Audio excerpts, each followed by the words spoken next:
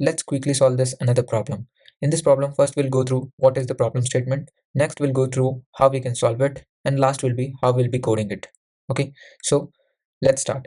What question says there are n number of courses and we need to take n out of it only. Okay, means all courses we need to take, and the courses are labeled from 0 to n minus 1, and courses are given as a prerequisite list. Means let's say there is 1 comma 0, then 0th number course needs to be completed first, then you'll be completing 1th number, means first course. Okay, so that is the problem statement. Now how you can derive it into a graph, means here you see number of courses is n, that can be mapped as vertices. But if you see prerequisite can be mapped as edges. Okay, so if there is 1 comma 0, then you need to map 0 pointing to 1 in that graph. That's it. Okay, now if you have that graph with adjacency list, what you need to do, you need to prepare a DAG. What is DAG? DAG is directed acyclic graph. If you can represent that graph into that format, it means there is a guarantee that we can schedule or order the courses in such a way that it will be always solvable, or what we can say, finishable, right? Else it is not. So if it is finishable, we need to return the order in which we are going to complete it, else we are going to return empty list. So that's it. So in the last question, what we have done means, if you see the course schedule 1, I have explained that in very detailed manner. You can check that out. Okay, yeah, let's code this out now. So what we need adjacency list, adj list we need, and what will, yeah, adjacency list, and that adjacency list will be list for in, in what range, in the range of n. And what is n? N is length of, sorry, not the length, just the number of courses is n, right? Or I can just write this as n. Now we have n courses. Prerequisite we need to change, so we need to map that prerequisite for edge in prerequisites. What you need to do, for each edge u and v will be there. U comma v is equal to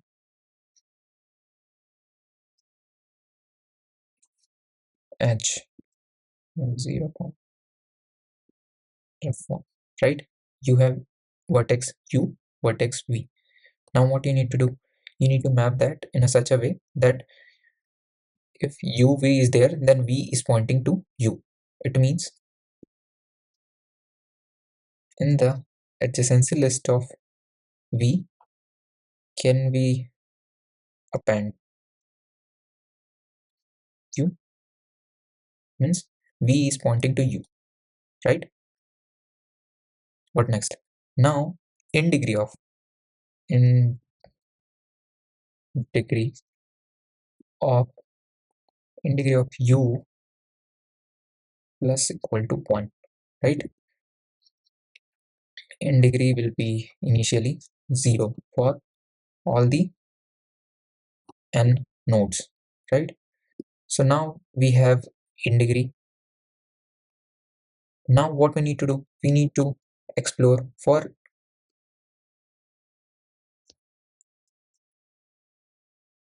value in degree list if value is equal to 0, means value is equal to 0. It means no, there is no edge which is pointing to that current index node, right? So we need to take value. If that value is 0, it means we need to take the node in range range of n. If the value means in degree of that node is 0, it means we need to push that node in our queue, right? We need to, right? Or yeah, we used to have queue, and in that queue we need to append. What we need to append? We need to append the node value, because from that node we are going to start.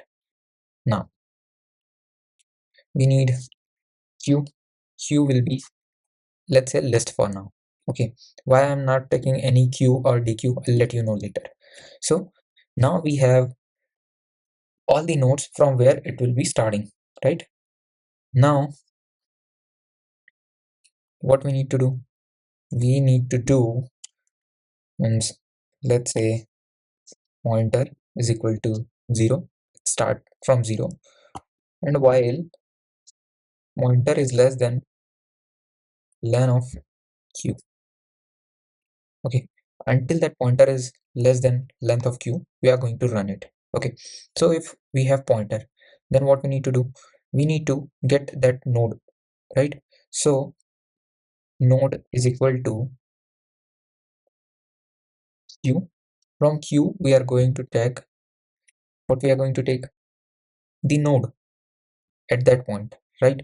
If we are able to take that node, what next we need to do, we need to do, like, we need to explore all the adjacent value of that particular node, right? So for adj of adjacent in adj list of node, we need to explore all. And what we need to do, we need to, as we eliminated the node itself, then the thing will be adjacent nodes in degree will be decreased. So in degree of adj will be subtracted by 1. Now if that is subtracted by 1, what we need to check, if in degree of that adjacent node, n degree of that adjacent node is equal to 0, it means from, means there are all the courses which are before that particular adjacent node are covered. Now we can consider this in our solution, means after completing node we can consider that adjacent one as a node and keep processing. So what we need to do, we need q to be appended by what value, appended by adjacent value, means adjacent we need to append. So if it will reach till this point, means at each iteration you need to move your pointer to +1, right? Once it will reach at the length of q, it will stop. Once it will stop, at that point, for value in degree, if value is equal to not equal to 0, means there are some nodes which are still pointed out, but means just think, when the in degree will not be 0, when there will be a cycle, right? Then only the in degree will be not 0, else the in degree will be 0. So what we can do, we can return empty list in that case, right? Else what we need to return the order in which we processed. In which order we processed it in the order which is meant, which is basically preserved by this queue data structure, right?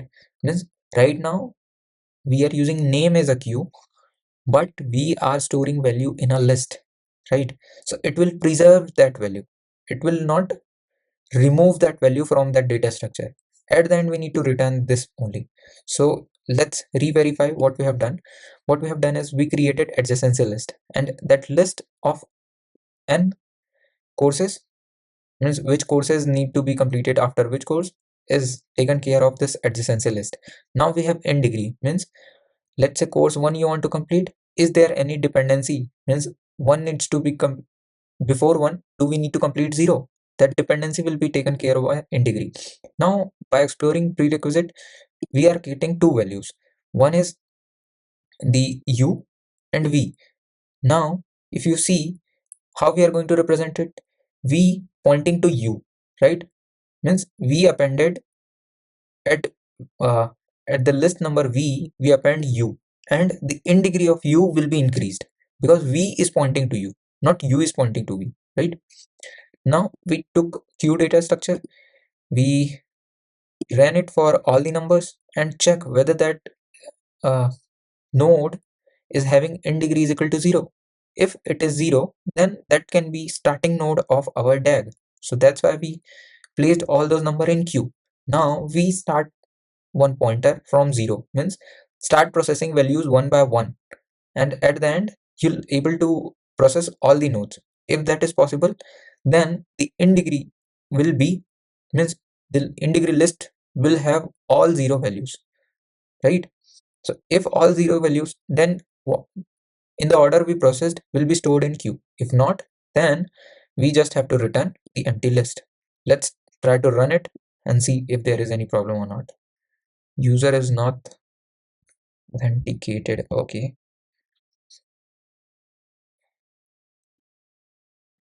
User is not. How's that possible?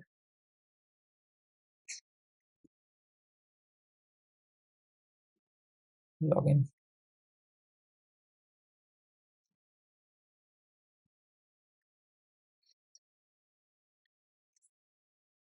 Okay, so this is our code. Let's see. Okay, it worked for all the cases.